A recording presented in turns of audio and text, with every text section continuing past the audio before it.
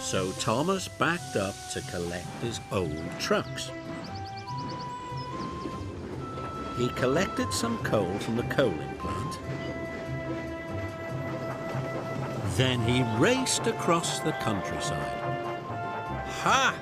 laughed Thomas. "I can get these trucks really messy and get the coal to the docks on time." Then there was trouble.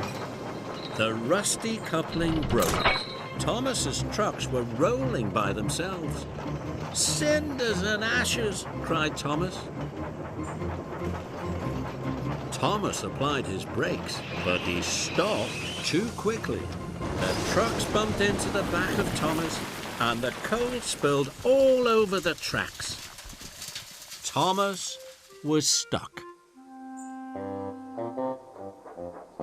Soon the Fat Controller arrived on Harvey.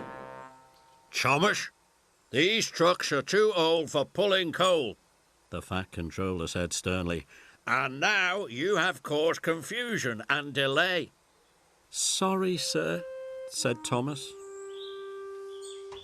Harvey and the workmen